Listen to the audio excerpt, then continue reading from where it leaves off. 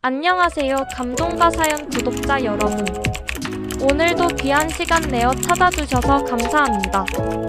제가 직접 쓴 새로운 세상 속으로 여러분을 초대합니다. 사령관님, 제발 도와주십시오. 놈들이 진우를 소각장으로 끌고 갔습니다. 이건 자살이 아닙니다. 지금 오지 않으면 놈들이 시체를 태워버릴 겁니다. 으아! 수화기 너머로 들려오던 절규는 둔탁한 타격음과 함께 끊어졌다. 경기도 과천 청계산 자락 깊숙한 곳에 자리 잡은 국군 방첩 사령부 관저. 칠흑 같은 어둠이 내려앉은 집무실 안 박하슬 중장은 창백할 정도로 하얀 손으로 수화기를 내려놓았다. 창밖에는 억수 같은 비가 쏟아지고 있었다. 유리에 부딪히는 빗소리가 마치 조금 전 수화기 너머에서 들리던 병사의 비명처럼 날카롭게 고막을 파고들었다. 스탠드 불빛 아래 드러난 그녀의 어깨에는 중장 계급장인 별 3개가 서늘하게 빛나고 있었다. 20살 남짓 되어 보이는 앳된 얼굴이었지만 그녀의 눈동자는 수천 번의 사선을 넘은 맹수처럼 깊고 차가웠다. 대한민국 국군 역사상 유례없는 20대 중장. 707 특수임무단 시절 단신으로 테러 조직을 괴멸시키며 전설이 되었던 그녀가 이제는 군 내부의 적을 잡는 방첩사령관의 자리에 앉아 있었다. 똑똑. 정적을 깨고 집무실 문이 열렸다. 그녀의 부관인 민 대령이 굳은 표정으로 들어왔다. 사령관님, 방금 통신감청실에서 긴급 보고가 올랐습니다. 강원도 양구 21사단 예아지우 피부대에서 발신된 비인가 통신입니다. 발신 위치를 추적하던 중 통신이 강제로 두절되었습니다. 하슬은 자리에서 천천히 일어났다. 그녀가 움직이자 공기의 흐름이 바뀌는 듯한 압박감이 실내를 채웠다. 그녀는 책상 위에 놓인 정모를 집어들며 나직하게 입을 열었다. 녹음된 목소리 들었어? 민 대령은 마른 침을 삼키며 고개를 끄덕였다. 예. 발신자는 해당 부대 소속 김이병으로 추정됩니다. 사망자는 같은 소대 이병으로 파악되고 있습니다. 해당 부대 대대장은 단순 실족사로 상부에 보고를 올린 상태입니다. 시신은 내일 아침 국군병원으로 이송될 예정이라고 합니다. 실족사가 아니야. 하슬의 목소리는 낮았지만 그 안에 담긴 확신은 단단했다. 그녀는 가죽 장갑을 손에 끼우며 민 대령을 응시했다. 소각장이라고 했어. 놈들이 증거를 인멸하려 하고 있어. 단순 실족사라면 굳이 한밤중에, 그것도 폭우가 쏟아지는 날에 시신을 옮길 이유가 없지. 하지만 사령관님, 지금 출발하셔도 양구까지는 빗길이라 2시간은 걸립니다. 게다가 해당 부대는 최전방 통제구역입니다. 절차 없이 진입하면 무력 충돌이 발생할 수도 있습니다. 민 대령. 하슬이 정모를 눌렀으며 서늘하게 웃었다. 그 미소에 민 대령은 저도 모르게 뒷걸음질 쳤다. 내가 절차 따지라고 이 자리에 앉아 있는 것 같아? 내 차 대기시켜. 그리고 감찰팀 전원 비상 소집해. 무장은 실탄으로 한다. 알겠습니다. 차량 대기시키겠습니다. 민 대령이 황급히 경례를 붙이고 밖으로 뛰쳐나갔다. 하슬은 창밖을 다시 한번 바라보았다. 빗줄기는 점점 더 거세지고 있었다. 그녀는 주머니에서 녹음기를 꺼내 다시 한번 그 목소리를 재생했다. 놈들이 시체를 태워버릴 겁니다. 공포에 질린 그 목소리가 그녀의 심장을 차갑게 긁어내렸다. 기다려. 내 새끼 건드린 놈들 뼈 한 조각까지 씹어먹어줄 테니까. 과천에서 양구로 향하는 46번 국도는 그야말로 아수라장이었다. 하늘이 뚫린 듯 쏟아지는 폭우 때문에 전방 시야는 5미터도 확보되지 않았다. 하지만 방첩 사령관의 관용차인 검은색 세단은 빗물을 찢어밟기듯 무서운 속도로 질주하고 있었다. 운전대를 잡은 수송관의 이마에는 식은땀이 송골송골 맺혔다. 뒷좌석에 앉은 하슬은 흔들리는 차 안에서도 미동 없이 태블릿 PC를 들여다보고 있었다. 화면에는 사망자로 추정되는 이 이병의 신상 정보와 해당 부대 간부들의 명단이 떠 있었다. 이진우 이병. 입대 3개월 차. 특이사항 없음. 홀어머니 슬아의 외동아들. 평범하기 그지없는 프로필이었다. 하지만 하슬의 눈길은 부대 간부 명단에 머물렀다. 중대장 최대위, 행보관 박상사, 그리고 대대장 오중령. 사령관님, 현장 도착 10분 전입니다. 이병소에 미리 연락을 취할까요? 조수석에 앉은 민 대령이 뒤를 돌아보며 물었다. 아니, 연락하지 마. 쥐새끼들이 도망갈 구멍을 만들어줄 필요는 없어. 그냥 들이받아. 예? 위병소를 말씀이십니까? 그래.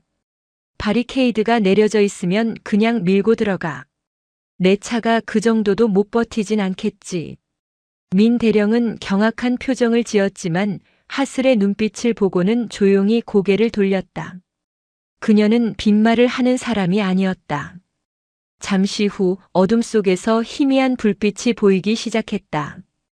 21 사단 예하 GOP 대대의 위병소였다.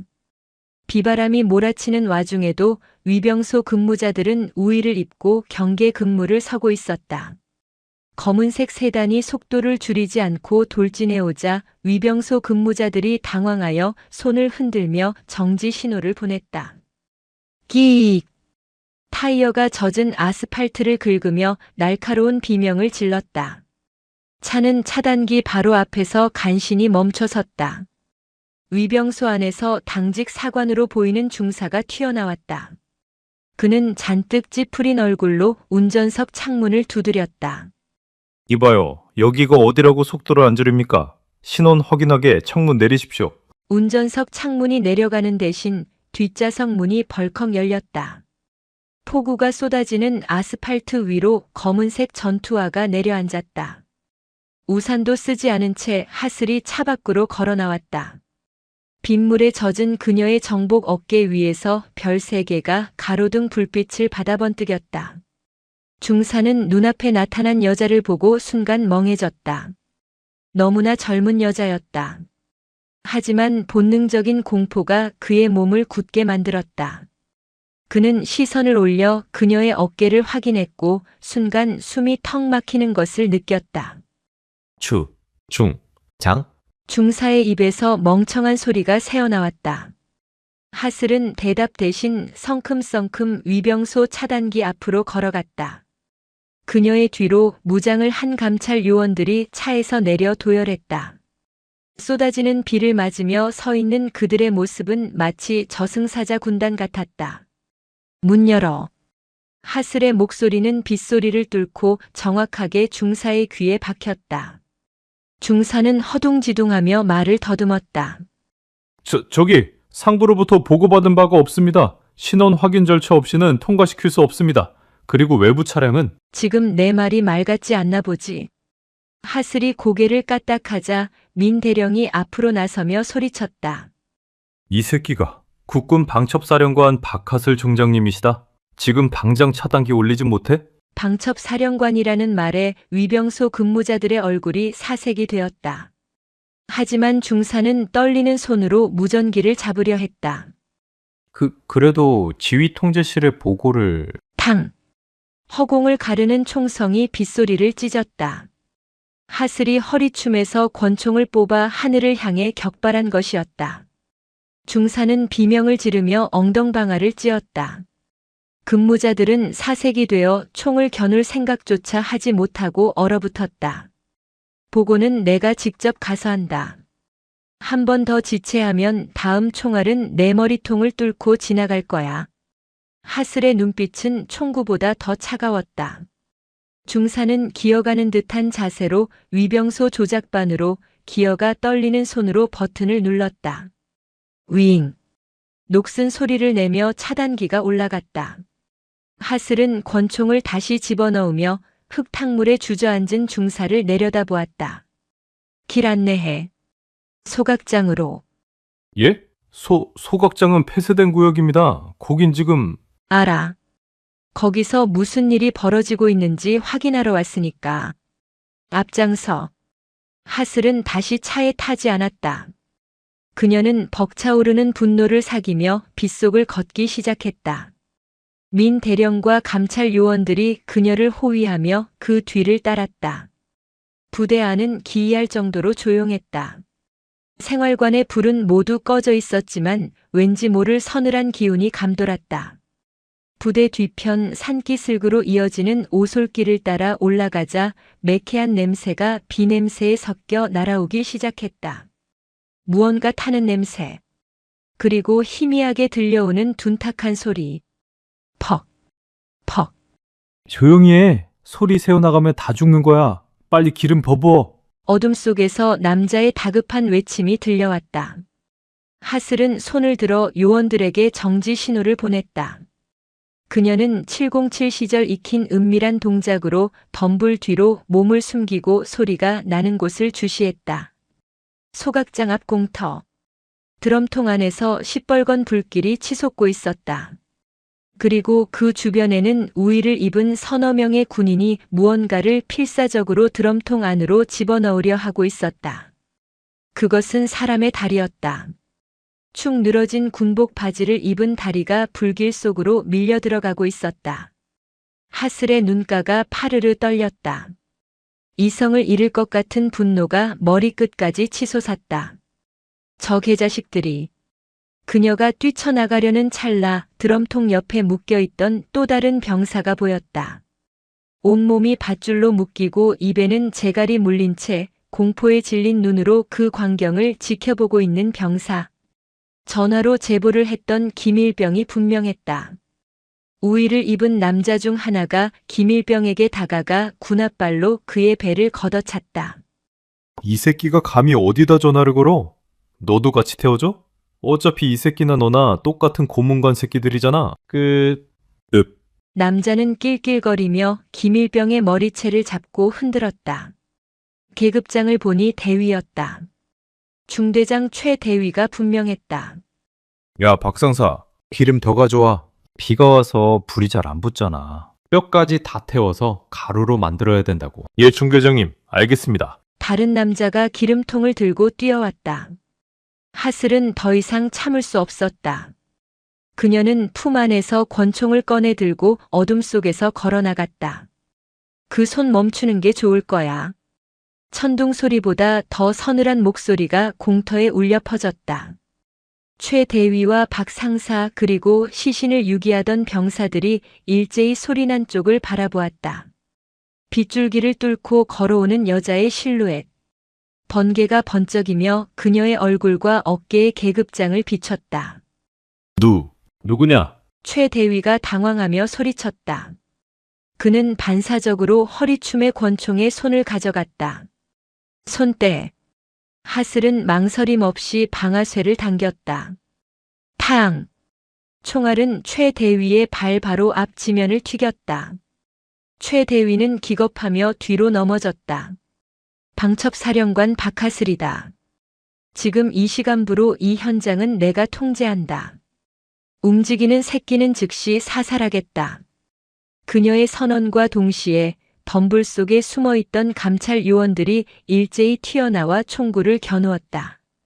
10여 개의 레이저 포인터가 최 대위와 박 상사의 이마와 가슴을 겨냥했다. 방첩사령관?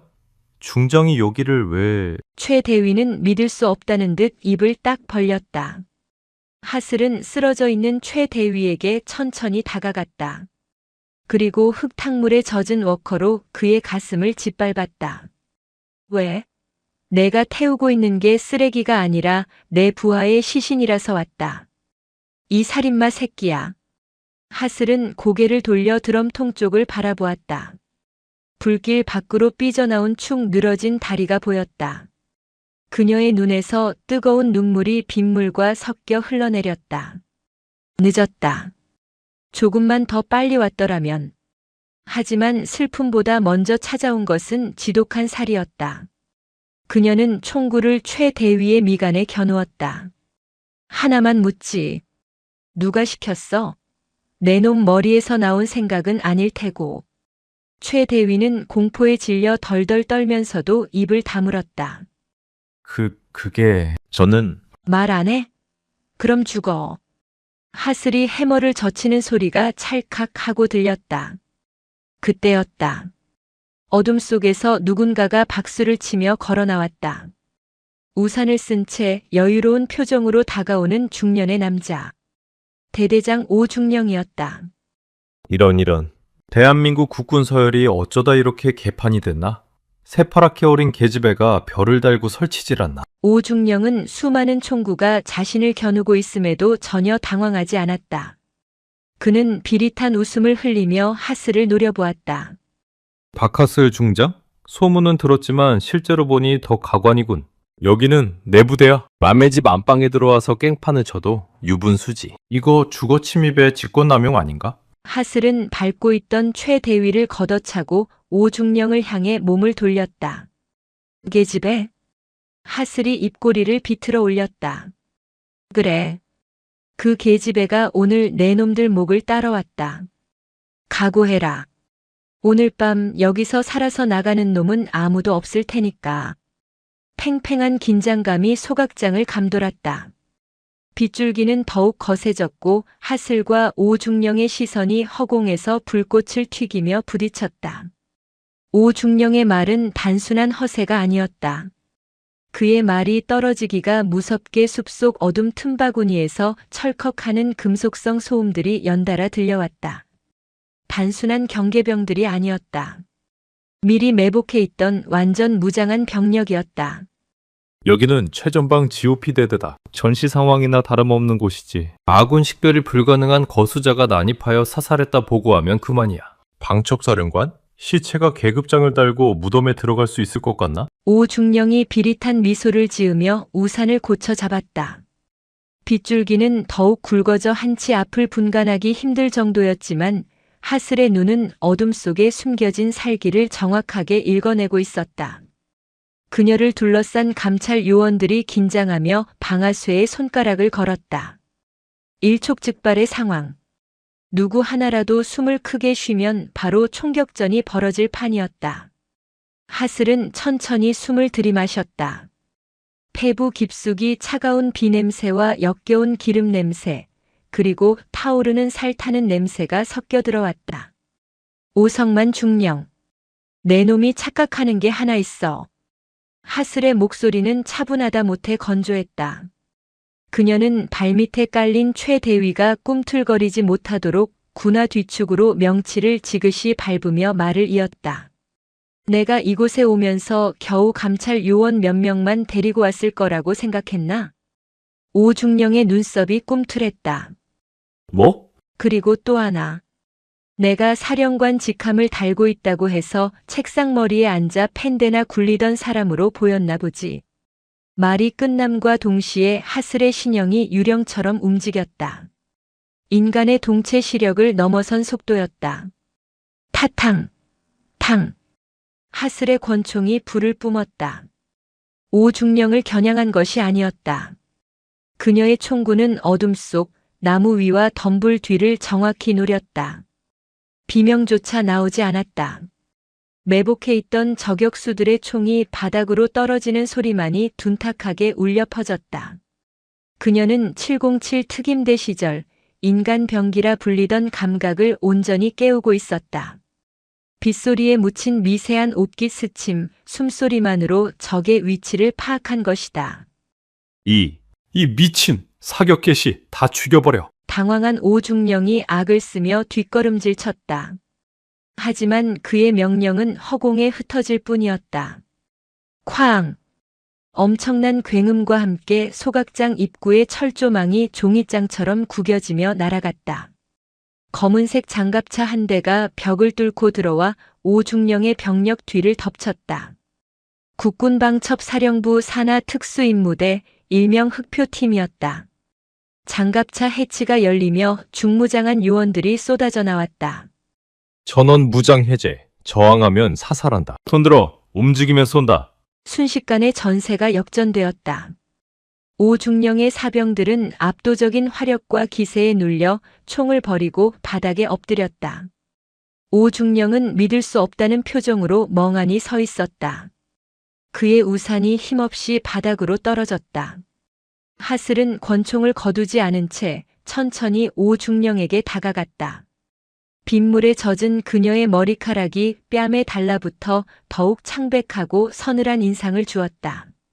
상황 종료. 그녀의 한마디에 소란스럽던 현장이 찬물을 끼얹은 듯 조용해졌다. 하슬은 오중령의 멱살을 잡아 거칠게 끌어당겼다. 내가 믿던 그 전방이라는 지리적 이점, 그리고 계급이라는 권력. 그게 얼마나 하찮은지 알겠나? 이건 군법 회의감이야.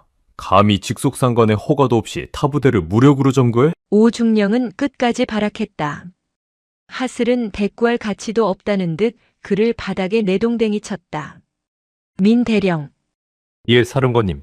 이 쓰레기들 전부 구속해. 그리고 하슬의 시선이 타오르던 드럼통으로 향했다. 불길은 빗줄기 속에서도 꺼지지 않고 악착같이 타오르고 있었다. 그녀의 눈빛이 흔들렸다. 불 꺼. 당장. 요원들이 달려들어 소화기를 뿌리고 흙을 덮었다. 치익 하는 소리와 함께 흰 연기가 피어올랐다. 매캐한 연기 사이로 드러난 것은 형체를 알아보기 힘들 정도로 훼손된 시신이었다. 그 참혹한 광경에 산전수전 다 겪은 감찰 요원들조차 고개를 돌렸다. 하슬은 비틀거리는 걸음으로 드럼통 앞으로 다가갔다. 검게 그을린 군복 조각.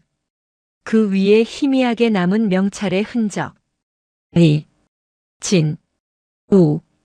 그녀는 무릎을 꿇었다. 차가운 진흙탕 물이 무릎을 적셨지만 느껴지지 않았다. 떨리는 손을 뻗어 아직 열기가 남아있는 드럼통의 가장자리를 잡았다. 미안하다. 늦어서 미안해. 그녀의 입술이 파르르 떨렸다. 대한민국의 별 중장의 권위도 특수요원의 냉철함도 죽음 앞에서는 무력한 슬픔일 뿐이었다. 그녀는 갓 20을 넘긴 누군가의 귀한 아들이었을 청년의 훼손된 시신 앞에서 고개를 숙였다. 그때 구석에 묶여있던 기밀병이 짐승 같은 울음소리를 토해냈다. 진우야. 하슬은 자리에서 일어나 기밀병에게 다가갔다. 밧줄을 풀어주고 입에 물린 재갈을 벗겨주자 기밀병은 하슬의 바지자락을 붙잡고 오열했다. 사령관님, 놈들이 진우를 때려 죽였습니다. 그냥 장난이었다고. 기분 나빠서 툭 쳤는데 죽어버렸다고. 그러면서 웃었습니다. 기밀병의 증언에 주변에 있던 요원들의 주먹이 부들부들 떨렸다. 이것은 군대가 아니었다. 지옥이었다. 하슬은 기밀병의 어깨를 감싸 안았다. 비에 젖은 일병의 몸은 사시나무처럼 떨리고 있었다. 다 들었다. 이제 괜찮아. 내가 왔으니까. 그녀는 기밀병을 의무관에게 인계하고 다시 뒤를 돌았다. 오중령과 최대위, 박상사가 포승줄에 묶인 채 무릎 꿇려 있었다. 하슬은 그들 앞으로 걸어가 섰다. 그녀의 눈은 이제 슬픔을 넘어선 절대적인 심판자의 눈으로 변해 있었다. 민 대령. 현장 감식반 투입해서 뼈 조각 하나, 핏방울 하나까지 싹 다 긁어 모으라고 해. 그리고 이놈들 관사, 집무실, 휴대폰, 계좌 싹 다 압수수색해서 탈탈 털어. 알겠습니다. 그리고 이 자들은 어디로 이송하겠습니까? 헌병대로 넘길까요? 헌병대? 하슬이 차갑게 웃었다. 아니, 헌병대로 가면 서로 봐주기 식으로 덮으려 들겠지. 썩은 살을 도려내려면 더 날카로운 칼이 필요해. 그녀는 오중령을 내려다보며 나직하게 속삭였다. 과천 본청 지하 조사실로 압송한다. 내가 직접 신문해. 내 놈들 입에서 죽여달라는 소리가 나올 때까지. 박하슬, 네가 이러고도 무사할 것 같아? 내 뒤에 누가 있는지 알아? 육군본부 인사참모부장이 내 매형이야. 네 옷 벗기는 건 일도 아니라고. 오중령이 악을 쓰며 고래고래 소리를 질렀다. 인사참모부장. 군내의 막강한 실세 중 하나였다. 민 대령의 표정이 굳어졌다. 하지만 하슬은 눈 하나 깜짝하지 않았다. 그래, 잘 됐네. 하슬은 허리춤에서 자신의 휴대폰을 꺼냈다. 그리고 어딘가로 전화를 걸었다. 신호음이 몇 번 가기도 전에 상대방이 전화를 받았다. 하슬은 스피커폰을 켜고 오중령의 귀에 가져다 댔다. 박사령관, 이 늦은 시간에 무슨 일인가? 중후한 남자의 목소리. 오중령의 얼굴이 순식간에 하얗게 질렸다. 그 목소리는 분명 자신의 매형, 육군본부 인사참모부장이었다. 장군님, 늦은 시간에 죄송합니다. 다름이 아니라 지금 강원도 양구에서 살인 및 사체 유기 혐의로 현행범들을 체포했습니다. 뭐? 살인? 예. 그런데 주동자인 대대장 오성만 중령이 장군님의 이름을 거론하며 저를 협박하고 있습니다. 장군님께서 자신의 뒤를 봐주고 있다면서요. 사실 확인차 전화드렸습니다. 수화기 너머로 무거운 침묵이 흘렀다. 오중령은 숨조차 쉬지 못하고 휴대폰을 응시했다. 박사령관, 법과 원칙대로 내 이름을 팔고 다니는 놈이라면 그게 누구라도 용서치 않겠네. 철저하게 조사해서 보고해. 알겠습니다. 충성. 전화가 끊어졌다. 빗소리만이 정막을 채웠다. 오중령은 넋이 나간 사람처럼 바닥에 주저앉았다. 동아줄인 줄 알았던 끈이 썩은 동아줄임을 깨닫는 순간이었다. 들었지? 내 매형도 널 버렸어. 하슬은 휴대폰을 주머니에 넣으며 요원들에게 손짓했다. 끌고 가. 오중령과 일당들이 질질 끌려가는 모습을 뒤로하고 하슬은 다시 소각장으로 시선을 돌렸다. 감식반원들이 조심스럽게 이 이병의 시신을 수습하고 있었다. 하얀 천으로 덮이는 그 작은 몸뚱이를 보며 하슬은 입술을 깨물었다. 피맛이 났다. 이것은 끝이 아니었다. 시작이었다.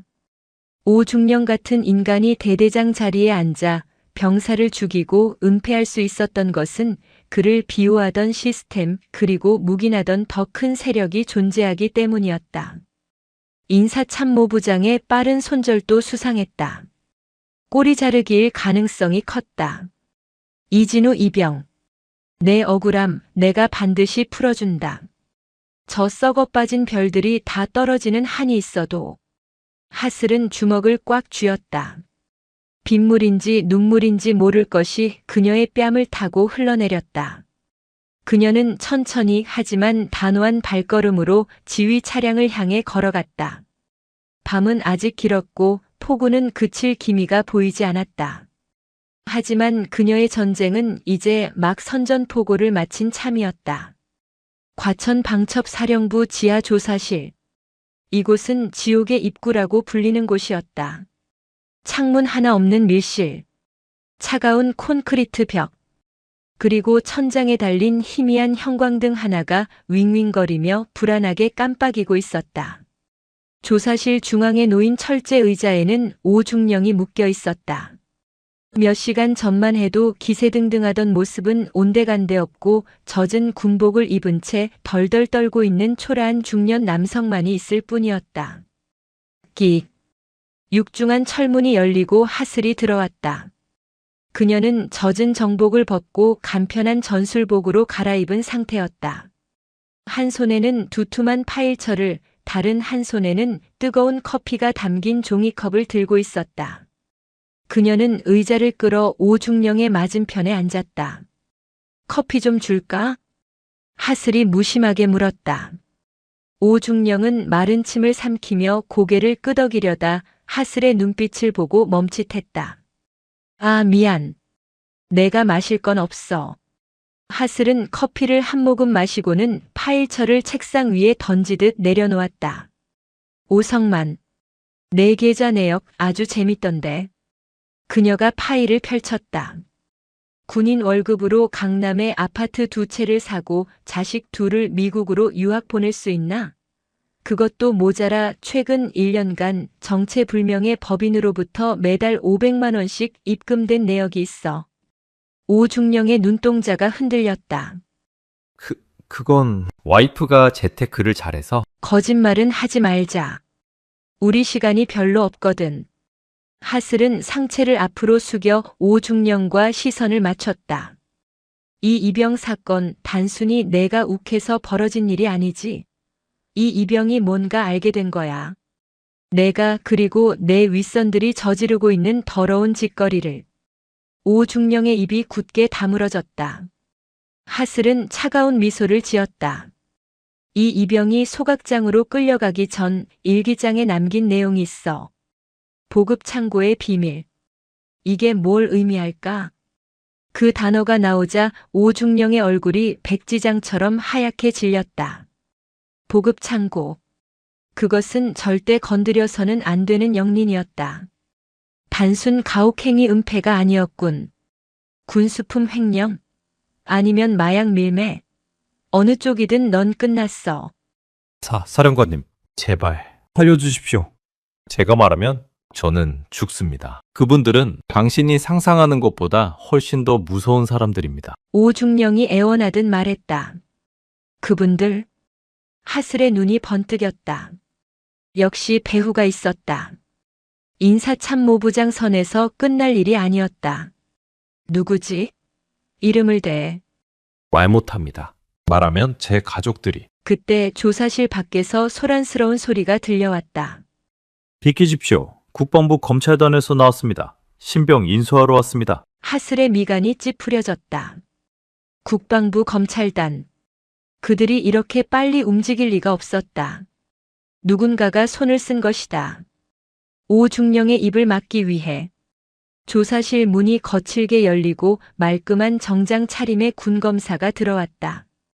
대령 계급장을 단 중년의 남자였다.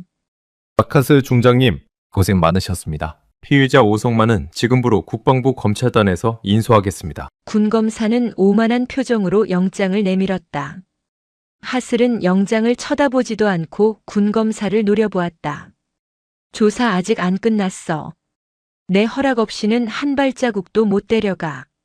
이건 국방장관님 직속 명령입니다. 항명하시겠습니까? 장관 명령. 하슬은 헛웃음을 지었다. 판이 생각보다 훨씬 컸다.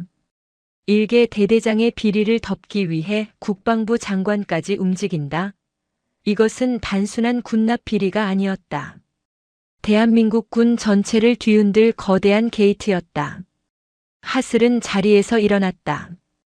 그녀는 군검사에게 다가가 나직하게 말했다. 데려가봐. 대신 가는 길에 이놈이 자살당하거나 급사하면 다음 타깃은 당신이 될 거야.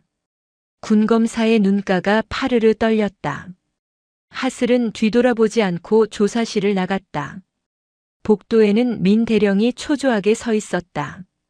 사령관님, 이대로 보내줍니까? 아니, 놈들이 데려가게 놔두고 우린 다른 걸 캔다. 다른 거라면?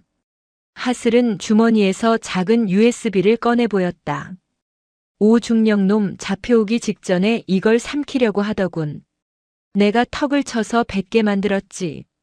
그녀의 눈빛이 다시 차갑게 빛났다. 여기에 그 무서운 분들의 명단이 들어있을 거야. 민 대령, 보안팀 소집해. 오늘 밤은 아무도 집에 못 간다. 과천 국군방첩 사령부 지하 3층. 통제구역이라는 붉은 팻말이 붙은 육중한 철문 뒤로 팽팽한 긴장감이 감돌고 있었다. 이곳은 대한민국의 모든 군사 기밀이 모이는 곳이자 외부와 철저히 단절된 사이버전 대응센터였다. 수십 대의 모니터가 내뿜는 푸른 불빛만이 어두운 실내를 밝히고 있었다. 중앙 테이블에는 조금 전 오중령의 목구멍에서 꺼낸 침이 채 마르지 않은 USB 메모리가 놓여 있었다. 사령관님, 암호화 수준이 예사롭지 않습니다. 일반적인 시중 보안 프로그램이 아닙니다. 국정원이나 우리 사령부에서 사용하는 최고 등급의 암호화 알고리즘입니다. 사이버 분석 팀장인 장소령이 식은땀을 흘리며 키보드를 두드렸다. 모니터에는 붉은색 경고창과 함께 접근 거부라는 메시지가 끊임없이 깜빡였다. 하슬은 팔짱을 낀 채 모니터를 응시했다. 그녀의 눈동자는 화면의 불빛을 반사하며 차갑게 빛났다.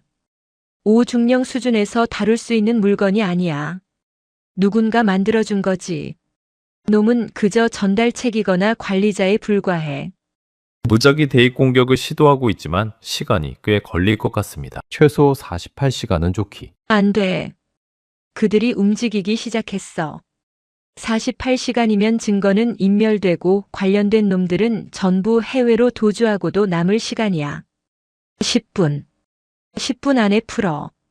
하슬의 단호한 명령에 장소령의 손가락이 보이지 않을 정도로 빨라졌다.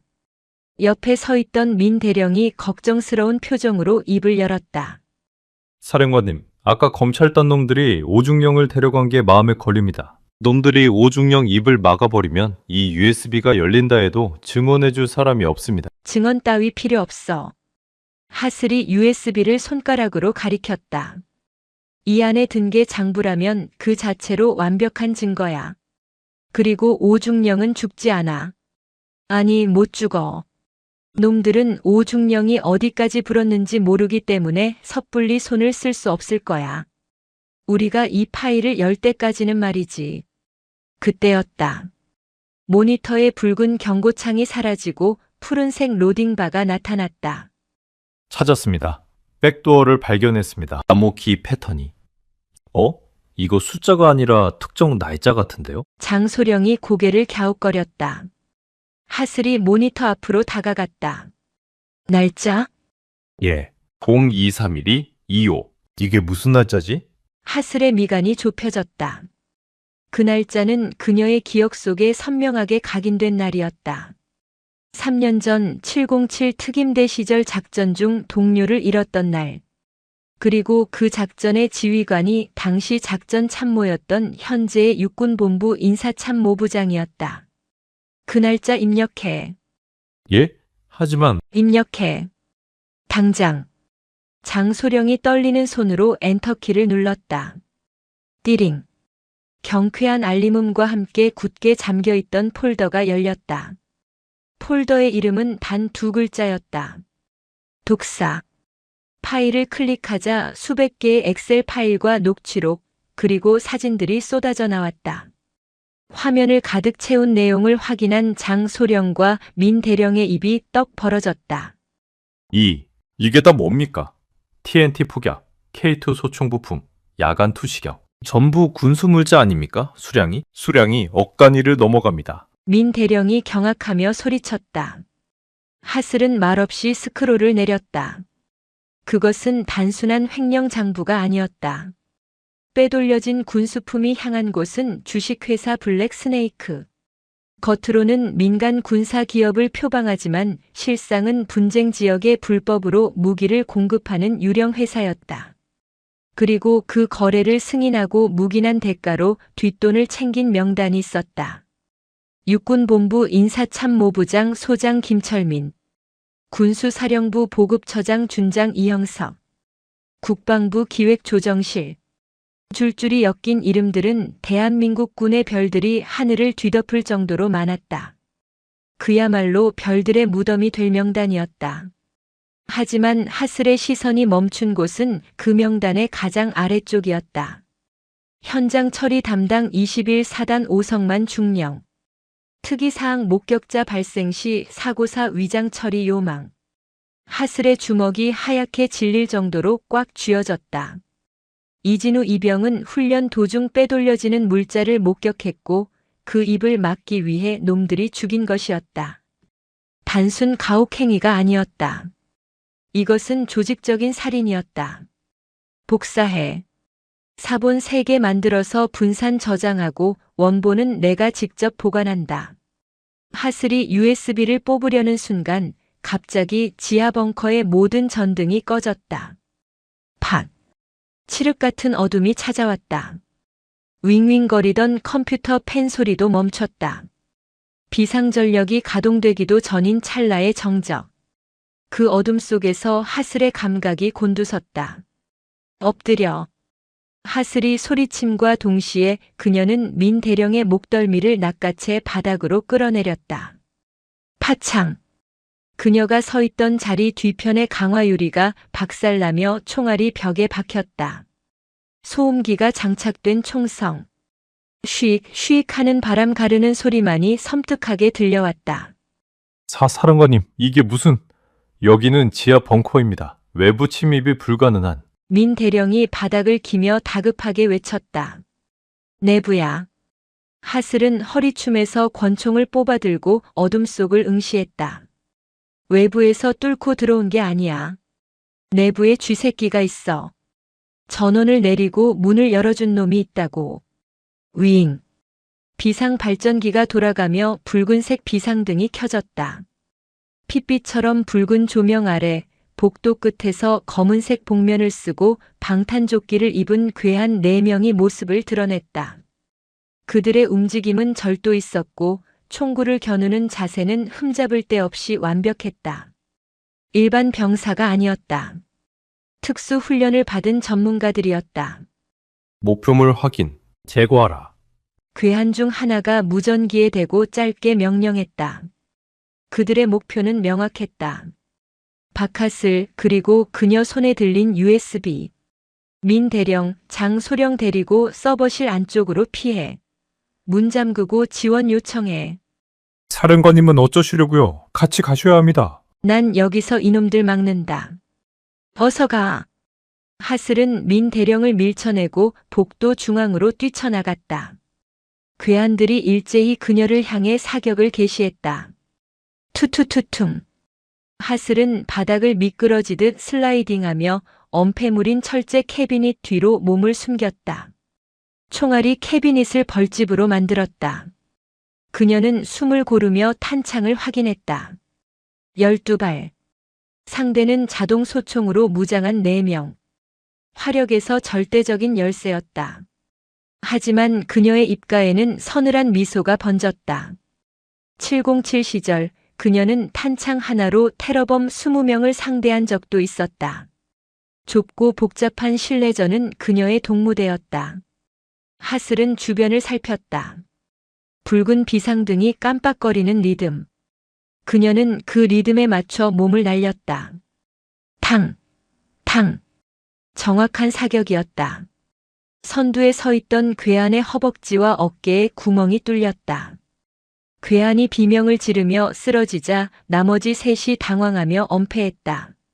이 여자가 보통이 아니다. 산기에서 포위해. 괴한들이 좌우로 갈라지며 하슬을 압박해왔다. 하슬은 캐비닛을 발판 삼아 벽을 타고 뛰어올랐다. 중력을 거스르는 듯한 움직임으로 천장에 매달린 배관을 잡고 몸을 회전시켰다.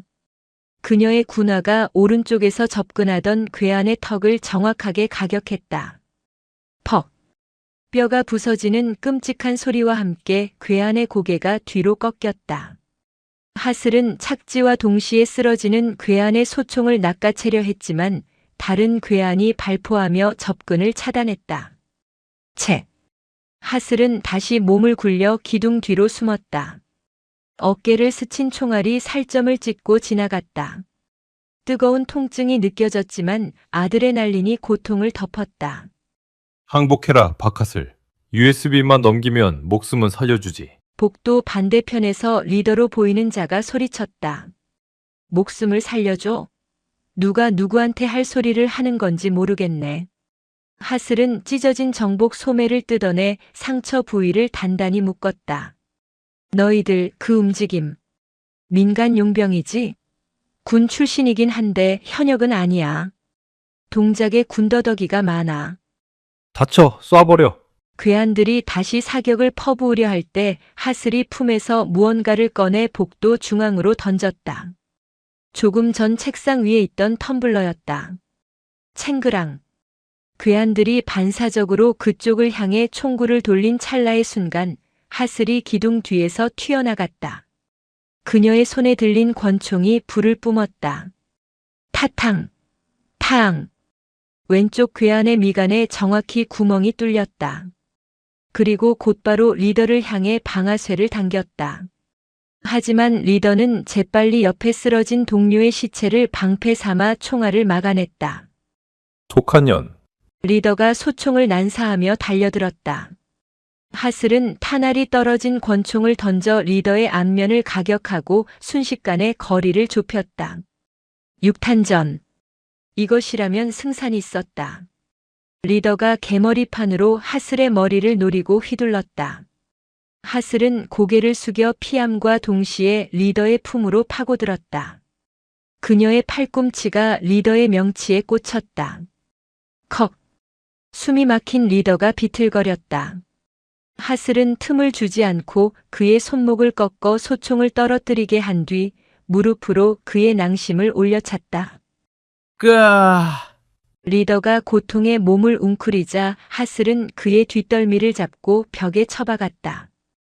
쾅! 콘크리트 벽에 머리를 부딪힌 리더가 피를 흘리며 바닥으로 미끄러져 내렸다.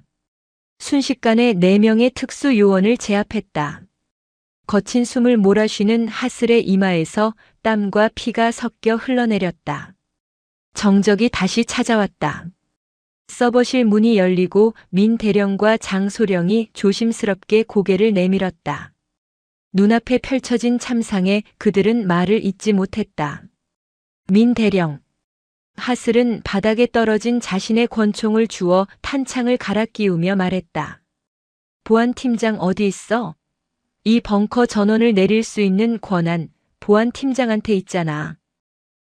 그게 오늘 비번이라 출근하지 않았습니다. 당장 수배해. 그리고 이놈들 마스크 벗겨서 신원 확인해. 블랙 스네이크 소속일 거야. 하슬은 쓰러진 리더의 멱살을 잡아 일으켰다. 그는 아직 숨이 붙어 있었다. 누가 보냈어? 인사참모부장인가? 리더는 피 섞인 침을 하슬의 얼굴에 뱉으며 킬킬거렸다. 너는 건드리지 말아야 할 것을 건드렸어. 그분들은 분대 따위가 아니야. 국가 그 자체다. 국가? 하슬이 헛웃음을 지었다. 착각하지 마. 내가 지키는 게 국가고 국민이야. 너희 같은 기생충들이 아니라. 탕! 하슬은 망설임 없이 리더의 다리에 총을 쐈다. 아! 정보 불 때까지 한 발씩 올라간다. 다음은 반대쪽 다리야. 그때 하슬의 주머니에 있던 비상용 무전기가 지직거렸다. 사령관님, 들리십니까? 위병소입니다. 지금 정체불명의 차량 수십 대가 부대 정문으로 돌진해오고 있습니다. 막을 수가 없습니다. 뚫렸습니다. 뚫렸다고요? 다급한 비명과 함께 총소리가 들려오더니 무전이 끊겼다. 하슬의 눈이 크게 뜨였다. 4명의 암살자는 미끼였다.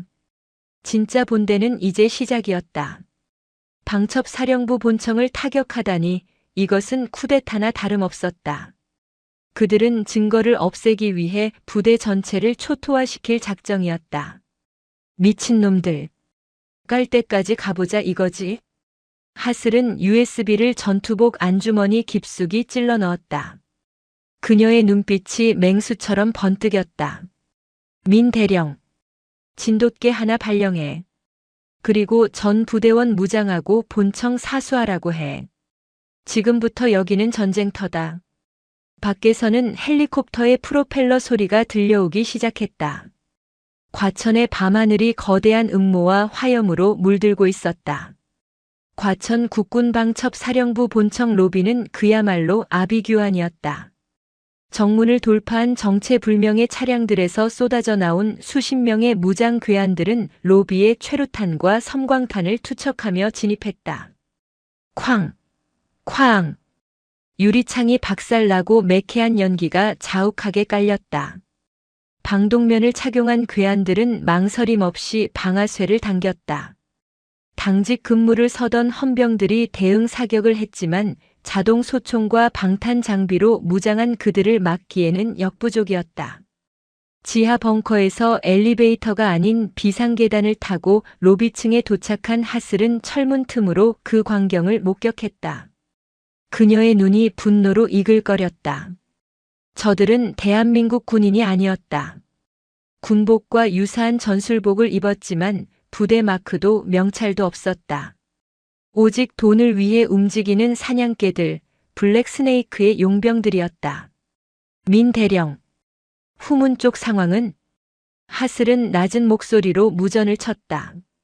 사령관님, 후문도 뚫렸습니다. 놈들이 양방향에서 조여오고 있습니다. 본청을 완전히 포위해서 불태울 작정인가 봅니다. 통신망은? 차단됐습니다. 외부로 나가는 모든 유선, 무선 통신이 먹통입니다. 재밍을 걸고 있습니다. 철저했다.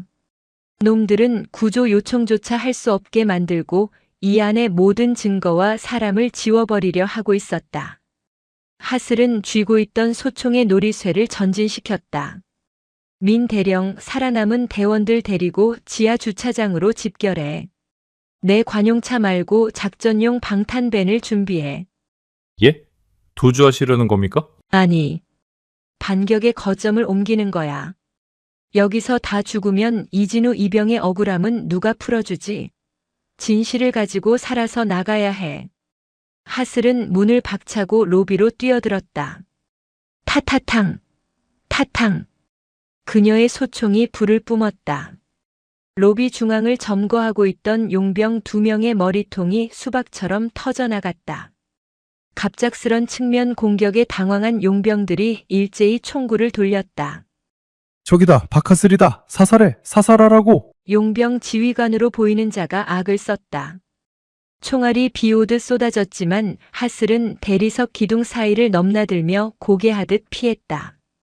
그녀는 단순히 도망치는 게 아니었다. 놈들의 시선을 자신에게 집중시켜 민 대령과 부하들이 지하로 이동할 시간을 벌어주고 있었다. 하슬은 허리춤에서 연막탄을 꺼내 안전핀을 뽑아 던졌다. 치익. 회색 연기가 로비를 뒤덮었다. 시야가 차단되자 용병들의 사격이 멈칫했다. 그 틈을 놓치지 않고 하슬은 소총을 등에 맨 채 깨진 창문을 통해 건물 밖 화단으로 몸을 날렸다. 2층 높이에서 뛰어내렸지만 낙법으로 충격을 흡수했다. 쏟아지는 폭우가 그녀의 몸을 적셨다. 본청 건물은 이미 곳곳에서 화염이 치솟고 있었다. 대한민국 안보의 심장이 불타고 있었다. 그녀는 어둠을 틈타 주차장 입구로 질주했다. 그때 어둠 속에서 거대한 그림자가 그녀의 앞을 가로막았다. 블랙 스네이크의 장갑차였다. 장갑차 위에 설치된 중기관총이 하슬을 겨냥했다. 쥐새끼가 어디로 도망가나. 사수의 목소리가 확성기를 통해 울렸다. 피할 곳이 없었다. 하슬은 멈춰섰다. 죽음이 코앞에 닥친 순간에도 그녀의 표정은 권태로울 만큼 차분했다. 누가 쥐새끼인지 보여줄게. 하슬은 품 안에서 유탄 발사기를 꺼냈다.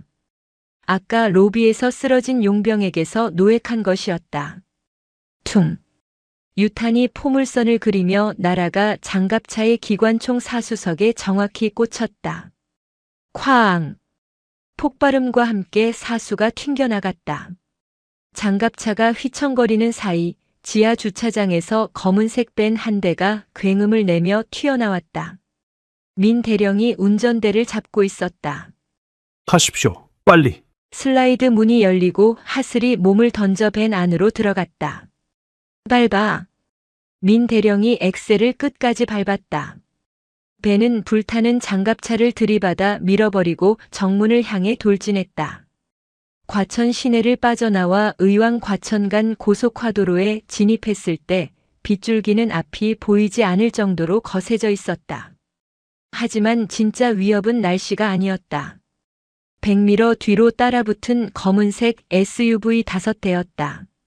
끈질긴 놈들, 끝까지 쫓아옵니다. 민 대령이 핸들을 꺾으며 소리쳤다.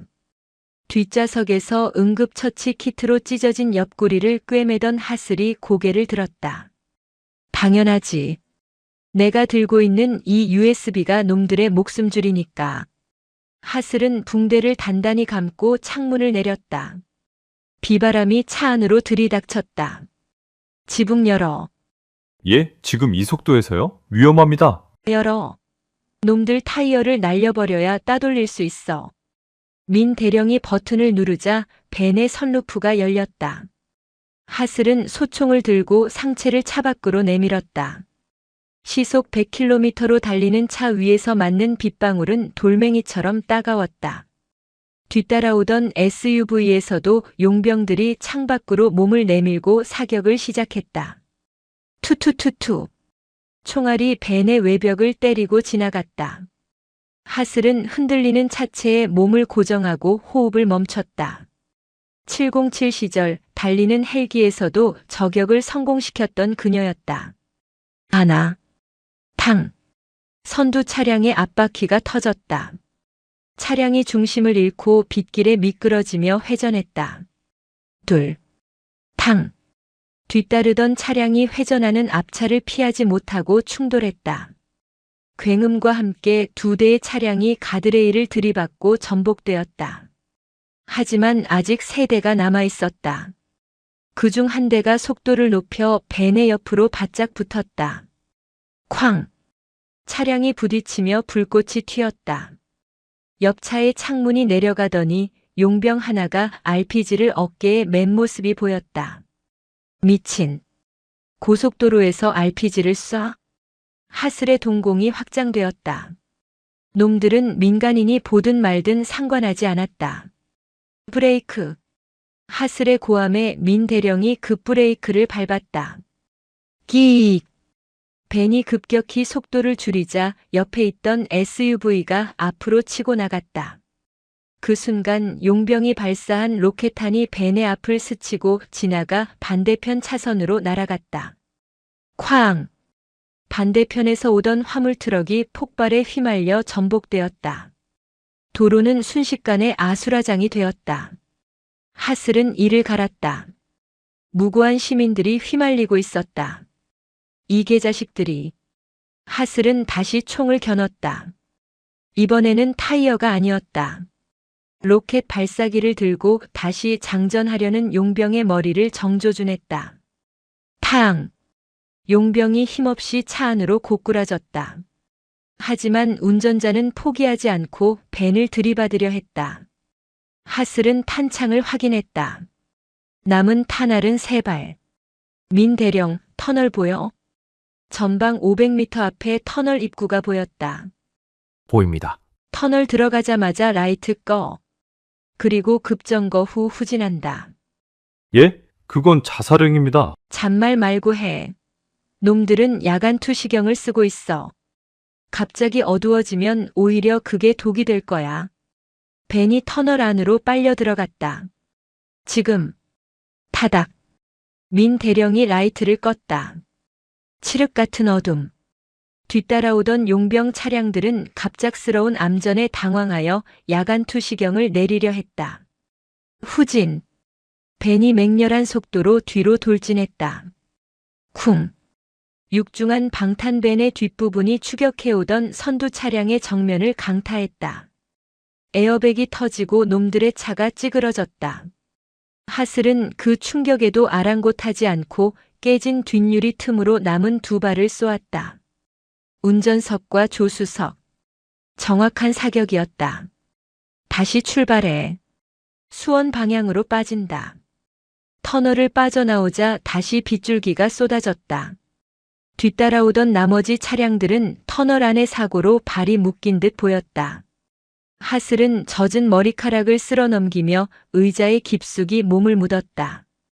옆구리에 상처가 다시 터져 피가 배어나오고 있었다. 하지만 고통보다 더 쓰라린 것은 라디오에서 흘러나오는 뉴스 속보였다. 긴급 속보입니다. 오늘 밤 과천 국군방첩사령부에서 총격전과 폭발이 발생했습니다.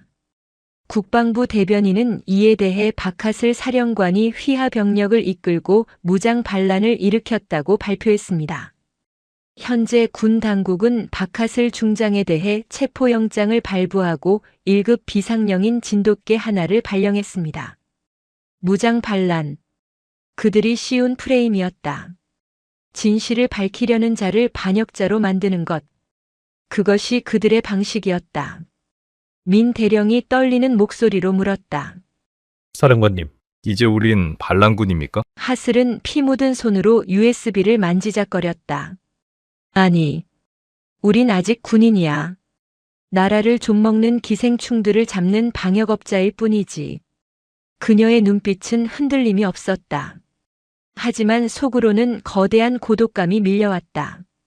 이제 대한민국 군대 전체가 그녀의 적이었다. 수원 외곽의 허름한 모텔. 간판 불조차 들어오지 않는 낡은 건물이었다.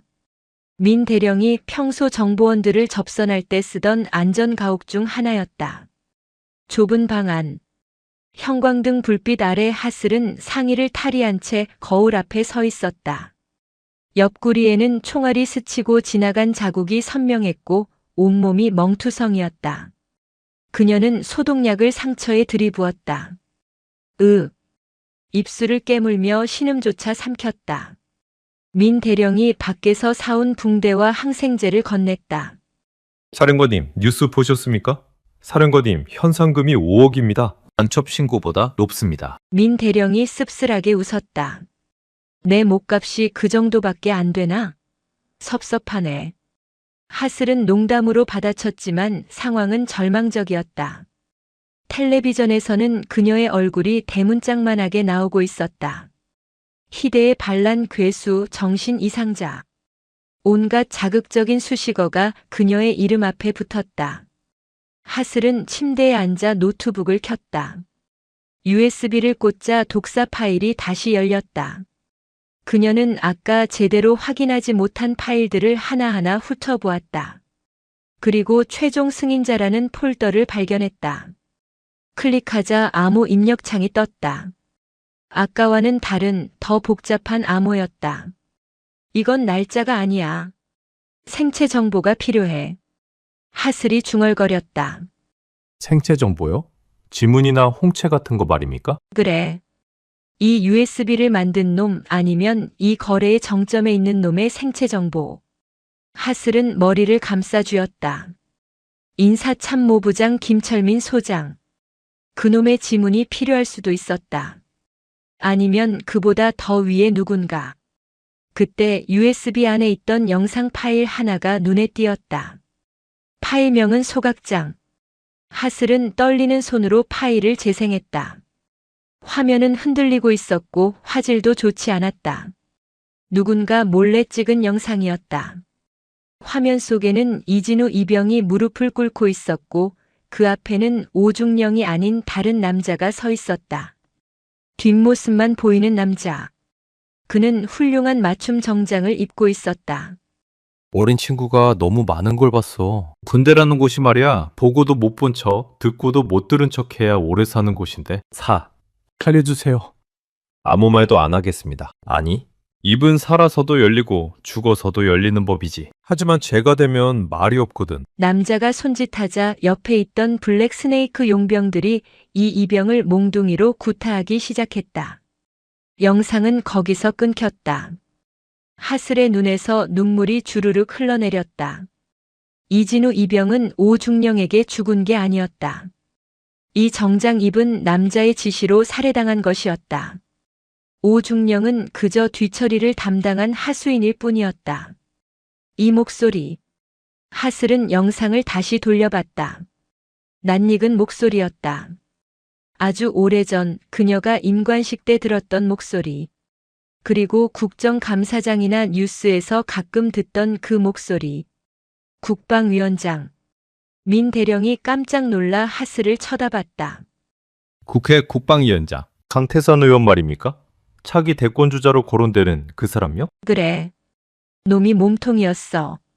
군 장성들을 뒤에서 조종하고 무기 밀매 자금으로 대선을 치르려는 거야.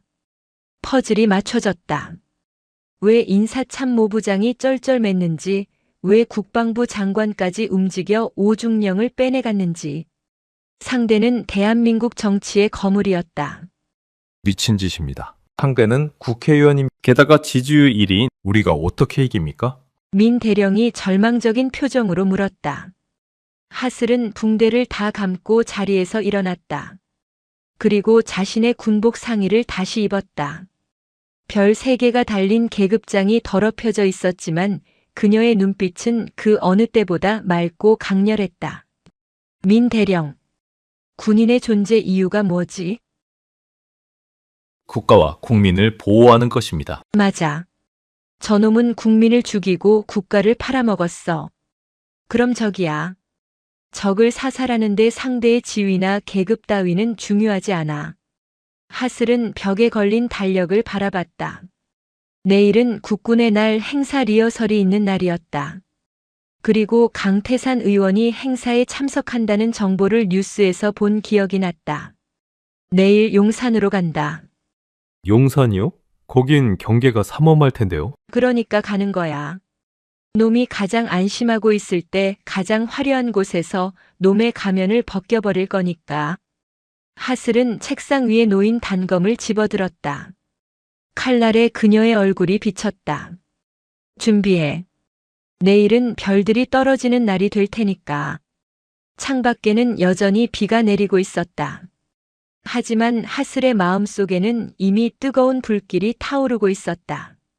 고립된 별은 이제 스스로 빛을 내어 어둠을 태워버릴 준비를 마쳤다. 다음 날 새벽 서울 용산. 대한민국 권력의 정점인 국방부와 대통령 집무실이 위치한 이곳은 팽팽한 긴장감에 휩싸여 있었다. 건군 이래 최대 규모라는 국군의 날 시가행진 예행 연습 때문이었다. 전차와 장갑차 수십 대가 굉음을 내며 한강대로를 점거하고 있었고 하늘에는 전투기 편대가 낮은 고도로 비행하며 고막을 찢는 소음을 쏟아냈다. 시민들은 통제선 밖에서 태극기를 흔들고 있었지만 그 화려한 쇼 이면에는 검은 살기가 도사리고 있었다. 국방부 청사 지하 주차장. 청소용역 업체의 트럭 한 대가 검문소를 통과하고 있었다. 잠깐. 짐칸 확인 좀 하겠습니다. 헌병이 트럭을 세웠다. 운전석에 앉은 민 대령은 낡은 작업복 모자를 눌러쓴 채 능글맞게 웃었다. 아이고, 수고하십니다. 행사 끝나고 쓸 쓰레기 봉투랑 청소 도구들입니다. 높으신 분들 오시는데 먼지 하나 있으면 안 되잖아요. 헌병이 짐칸에 방수포를 들쳤다. 빗자루와 대걸레 그리고 검은 비닐봉투 더미가 가득했다. 특이점은 없었다. 통과. 트럭이 지하 3층 하역장으로 들어갔다. 구석진 곳에 차를 세우자마자 민 대령이 짐칸을 두드렸다. 똑똑. 검은 비닐봉투 더미가 꿈틀거렸다. 봉투를 찢고 나온 것은 박하슬이었다. 그녀는 청소부 복장이 아닌 피와 먼지로 얼룩진 정복을 그대로 입고 있었다. 가슴에 달린 훈장과 별 3개가 어둠 속에서도 빛을 잃지 않았다. 상황은? 하슬이 낮은 목소리로 물었다. 예정대로입니다. 감태산 의원은 30분 뒤 국방 컨벤션 센터 2층 귀빈실에서 리허설을 참관할 예정입니다. 경호 병력은? 상상을 초월합니다. 블랙스네이크 놈들이 경호원인 척 위장해서 깔려 있습니다. 오히려 좋아. 놈들이 뭉쳐있으면 한 번에 보내버리기 쉬우니까. 하슬은 트럭 바닥을 뜯어내고 그 안에 숨겨두었던 무기를 꺼냈다. K2 소총 1자루, 권총 2정, 그리고 수류탄 3발. 탄약은 턱없이 부족했다. 민 대령, 당신은 여기서 대기해. 내가 실패하면 이 자료 언론사에 뿌려. 그녀는 USB 복사본 하나를 민 대령에게 건넸다.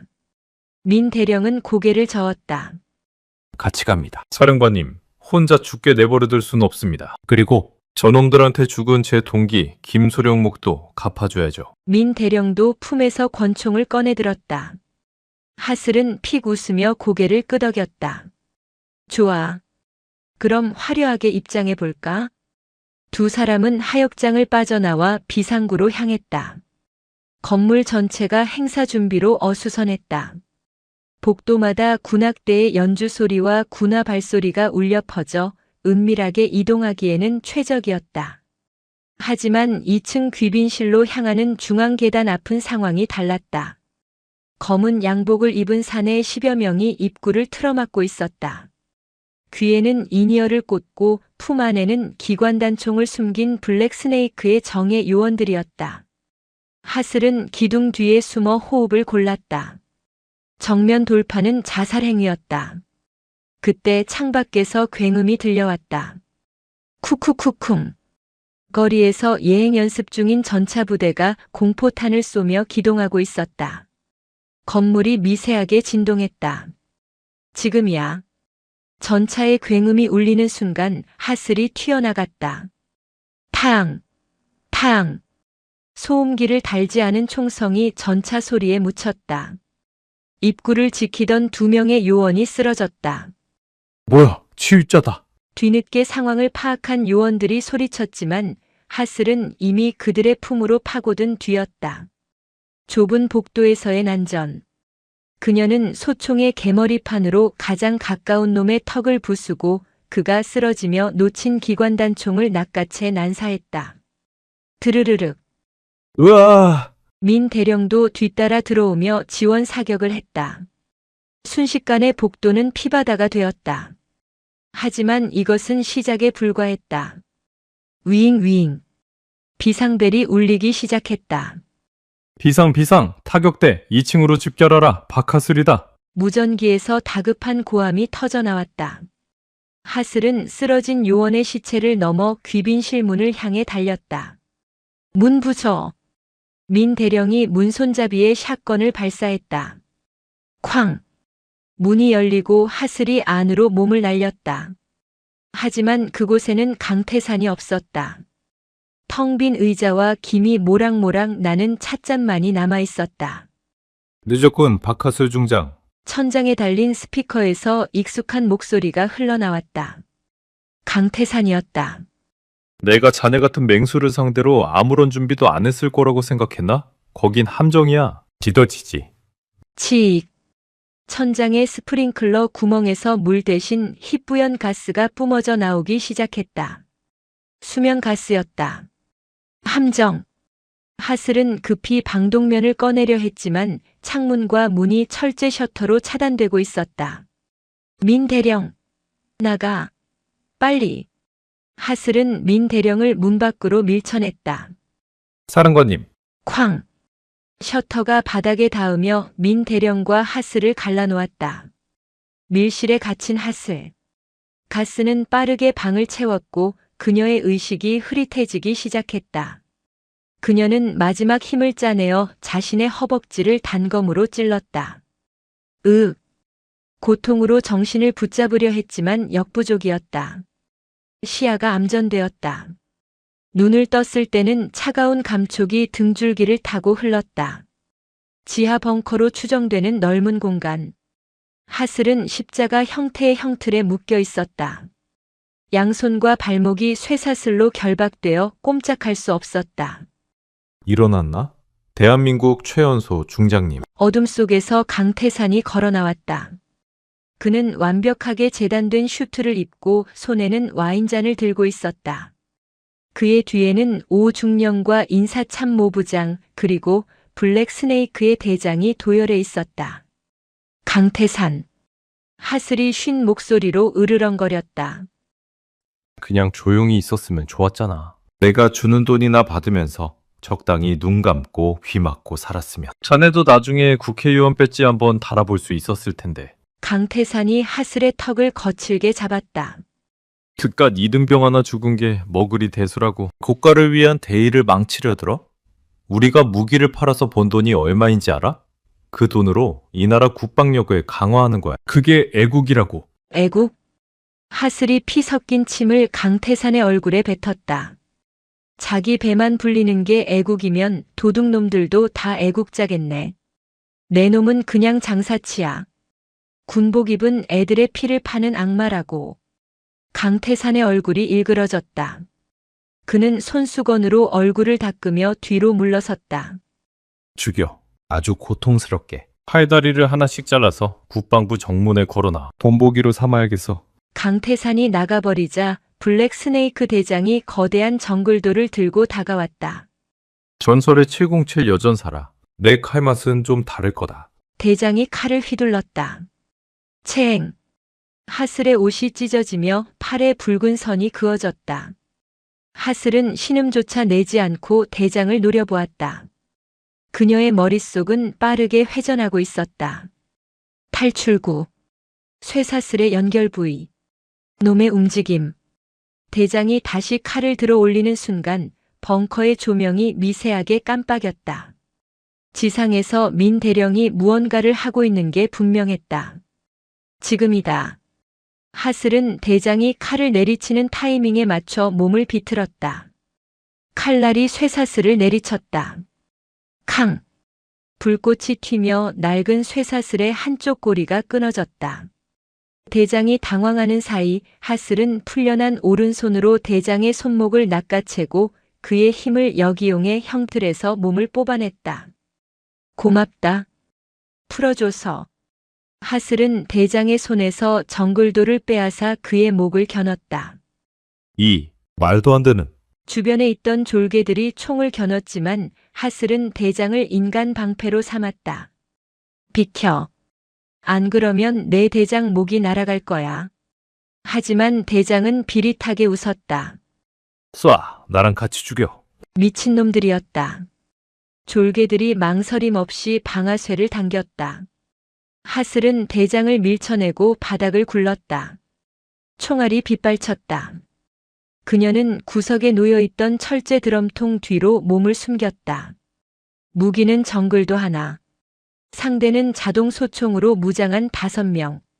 하지만 하슬의 눈빛은 공포가 아닌 희열로 번들거렸다. 그녀는 사냥터로 돌아온 호랑이였다. 불 꺼. 그녀가 바닥에 있던 돌멩이를 던져 조명 배전반을 맞췄다. 파직. 지하 벙커가 암흑천지로 변했다. 어둠은 그녀의 친구였다. 으아, 살려줘. 어디야? 어디 있냐고. 어둠 속에서 비명 소리만이 하나둘씩 터져 나왔다. 칼날이 허공을 가르는 소리, 뼈가 부러지는 소리. 1분도 채 되지 않아 벙커 안은 정적으로 가득 찼다. 비상등이 켜졌을 때 서 있는 사람은 하슬뿐이었다. 그녀의 발밑에는 5구의 시체가 질비했다. 그녀는 피 묻은 정글도를 내려놓고 시체에서 소총과 탄창을 챙겼다. 그리고 바닥에 떨어진 오중령의 휴대폰을 집어들었다. 화면에는 강태산이 있는 곳에 좌표가 떠 있었다. 국방부 대강당. 국군의 날 기념식 생방송 현장.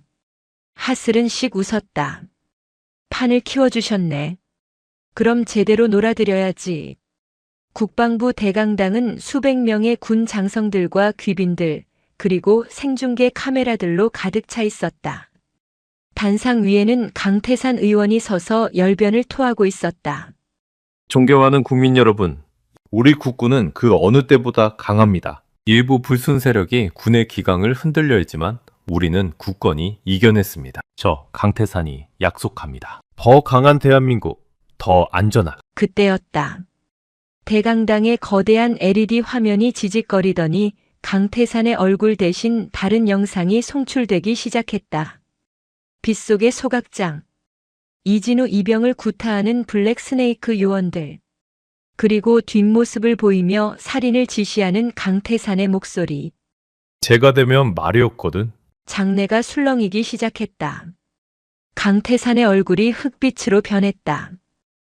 이거 꺼! 당장 끄라고! 방송사고야! 테러범의 조작 영상입니다. 당장 송출 중단해! 하지만 영상은 멈추지 않았다. 이어지는 화면에는 횡령 장부와 무기 밀매 내역이 낱낱이 공개되었다. 국민들이 지켜보는 생방송 뉴스 화면이 그 자료들로 도배되고 있었다. 쾅! 대강당의 문이 열리고 하슬이 걸어 들어왔다. 피투성이가 된 정복. 헝클어진 머리카락.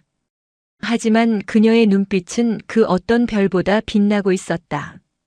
그녀의 뒤로는 민 대령과 그녀를 따르는 헌병들이 총을 든 채 호위하고 있었다. 카메라들이 일제히 그녀를 향해 돌아갔다. 강태산. 하슬의 목소리가 마이크 없이도 강당을 울렸다. 내가 말한 애국이 이건가? 자식 같은 병사를 죽이고 그 시체를 태워서 돈을 버는 것? 저 여자 잡아! 반란군이다! 사살해! 강태산이 단상 아래에 있던 경호원들에게 소리쳤다. 하지만 경호원들은 움직이지 못했다. 이미 하슬의 기세에 눌려있기도 했거니와 생중계되는 상황에서 섣불리 총을 쏠 수 없었다. 하슬은 단상 위로 성큼성큼 걸어 올라갔다. 강태산은 뒷걸음질 치다가 의자에 걸려 넘어졌다. 오지마! 내가 누군지 알아? 난 차기 대통령이야. 너 따위가 감히. 하슬은 강태산의 멱살을 잡아 일으켜 세웠다. 그리고 카메라를 정면으로 응시했다. 국민 여러분, 똑똑히 보십시오. 이자가 바로 우리 군을 병들게 하고 죄 없는 청년을 죽음으로 몰고 간 주범입니다. 그녀는 품에서 이진우 이병의 명찰을 꺼내 강태산의 눈앞에 들이밀었다. 불에 그을려 반쯤 녹아내린 명찰. 기억해라. 내가 태워버린 그 아이의 이름이다. 이진우. 이거다. 이거 놓으라고. 법대로 해. 증거 있어? 저 영상 조작된 거야. 강태산이 발악했다. 법? 하슬이 차갑게 웃었다. 그래. 법대로 해주지. 하지만 그 전에 군법부터 받아라. 하슬은 주먹을 불끈 쥐었다. 그리고 온 힘을 다해 강태산의 얼굴을 가격했다. 퍽. 강태산이 비명과 함께 바닥에 뒹굴었다. 옥수수 같은 이빨이 피와 함께 튀어나갔다. 이건 이진우 이병목. 퍽. 이건 그 어머니의 눈물목. 퍽. 이건 명예를 잃은 대한민국 군인들의 몫이다. 강태산은 피떡이 되어 기절했다. 장내는 쥐 죽은 듯 조용했다. 하슬은 거친 숨을 몰아쉬며 쓰러진 강태산 위에 이진우 이병의 명찰을 올려두었다. 그때 대강당 입구에서 검찰 수사관들과 헌병대가 들이닥쳤다. 그들은 쓰러진 강태산과 단상 아래서 떨고 있던 인사참모부장 일당에게 수갑을 채웠다. 하슬은 천천히 단상에서 내려왔다. 헌병대장이 다가와 그녀에게 경례를 했다. 하지만 그의 손에는 수갑이 들려 있었다. 박하슬 중장님, 무단이탈 및 무기 소지, 상해 혐의로 체포해야 합니다. 죄송합니다. 민 대령이 나서서 막으려 했지만 하슬이 손을 들어 제지했다. 그녀는 담담하게 양손을 내밀었다. 괜찮아. 내가 한 일에 대한 책임은 내가 진다. 그게 군인이니까. 철커덕. 차가운 금속이 그녀의 손목을 감쌌다. 하지만 그녀의 표정은 그 어느 때보다 평온해 보였다. 그녀는 카메라를 향해 그리고 국민들을 향해 마지막으로 깊이 고개를 숙였다. 그것은 사죄가 아닌 임무 완수를 알리는 침묵의 보고였다. 1년 후 강원도 양구의 작은 추모공원. 보슬비가 내리는 날이었다. 검은 우산을 쓴 여자가 비석 앞에 서 있었다. 머리를 짧게 자르고 군복 대신 단정한 검은 정장을 입은 박하슬이었다. 그녀는 군사재판에서 징역형을 선고받았으나 국민들의 탄원과 참작 사유가 인정되어 집행유예로 풀려났다. 하지만 군복은 벗어야 했다. 최연소 중장이라는 화려한 타이틀도 방첩사령관이라는 막강한 권력도 이제는 없었다. 잘 지냈어? 진우야. 하슬은 비석 앞에 국화 꽃다발을 내려놓았다. 비석에는 상병 이진우라고 적혀 있었다. 순직이 인정되어 1계급 특진한 것이었다. 그녀는 비석을 손으로 쓸어내렸다. 차가운 돌의 감촉이 손끝에 닿았다. 내가 죽음으로 지키려 했던 진실, 이제 세상이 다 알게 됐어. 강태산은 무기징역을 받았고 관련된 놈들도 다 감옥에 갔어. 군대도 조금씩 변하고 있어. 아직 갈 길은 멀지만. 하슬은 씁쓸하게 웃었다. 그녀는 모든 것을 잃었다. 명예도 지위도. 하지만 후회는 없었다. 저기, 혹시 박하슬 사령관님 아니십니까? 뒤에서 누군가가 조심스럽게 말을 걸었다. 돌아보니 중년의 여성이 서 있었다. 눈가에 주름이 가득한 선해 보이는 인상의 여인. 이진우 상병의 어머니였다. 하슬은 당황하여 고개를 숙였다. 아, 어머니. 죄송합니다. 제가 지켜드리지 못해서. 하슬의 목소리가 떨렸다. 죄책감은 여전히 그녀의 가슴 속에 무거운 돌덩이처럼 남아있었다. 하지만 어머니는 하슬에게 다가와 젖은 그녀의 손을 따뜻하게 잡았다. 아닙니다. 사령관님이 아니었다면 우리 진우는 영원히 탈영병이나 자살한 아이로 남았을 겁니다. 진실을 밝혀주셔서, 제 아들의 명예를 찾아주셔서 정말 고맙습니다. 어머니의 눈에서 눈물이 흘러내렸다. 그녀는 하슬의 손등에 얼굴을 묻고 오열했다. 고맙습니다. 정말 고맙습니다. 하슬의 눈시울도 뜨거워졌다. 그녀는 어머니를 조심스럽게 안아들였다. 빗소리에 섞여 두 여자의 울음소리가 공원에 퍼졌다. 한참을 울고 난 뒤 어머니는 품에서 낡은 수첩 하나를 꺼내 하슬에게 건넸다.